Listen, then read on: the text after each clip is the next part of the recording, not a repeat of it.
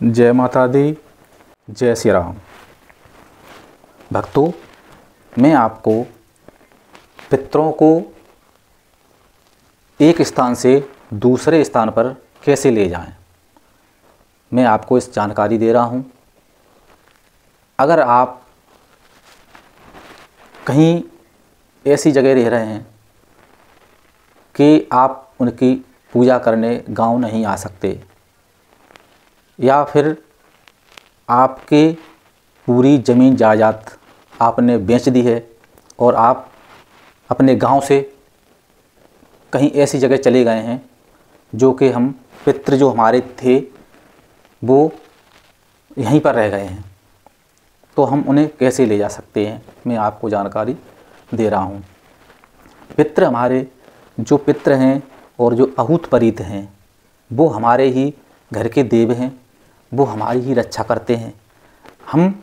अगर हम घर बदलेंगे, हम ज़मीन जायदाद बदलेंगे तो हमें उन्हें अवश्य ले जाना चाहिए। ऐसा नहीं है कि हम चले गए यहाँ से, या हमने मकान बेच दिया, हमने अपनी ज़मीन जायदाद बेच दी और हम उनको नहीं ले गए। आप ज़रूर ले जा सकते हैं। पहले तो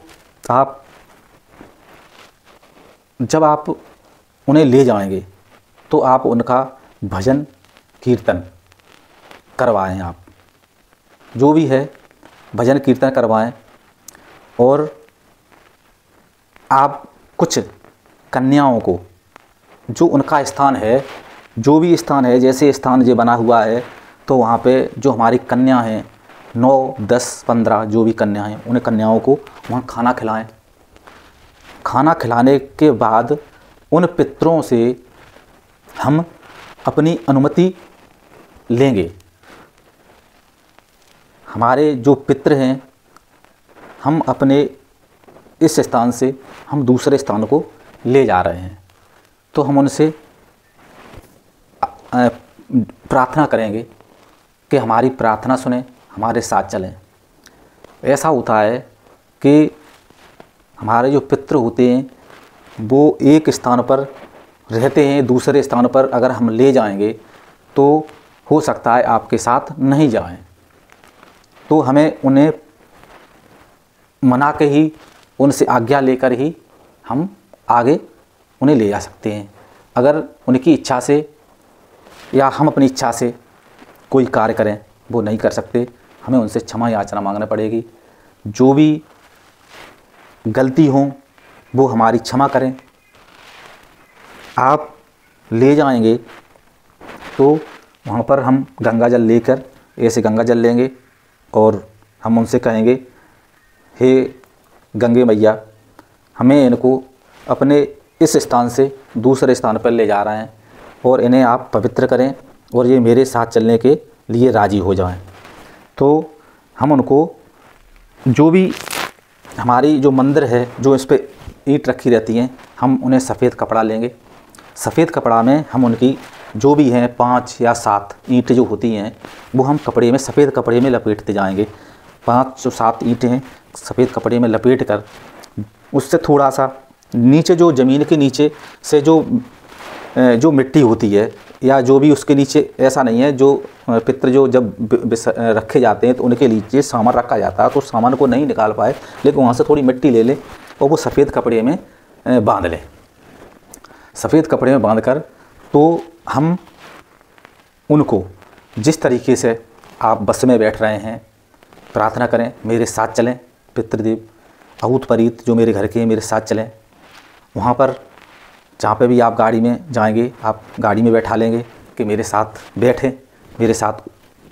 जैसे आप उतरेंगे तो आप कहेंगे उतरें, जिस तरीके से आप कहें भाई इस पर ट्रेन में जा रहे हैं तो उसमें ट्रेन में आप कहेंगे कि ट्रेन में बैठें। आप उनके साथ जैसे ही उतरेंगे, जैसे ही आप बैठेंगे, उन्हें आपको कहना पड़ेगा कि आप मेरे साथ चलिए।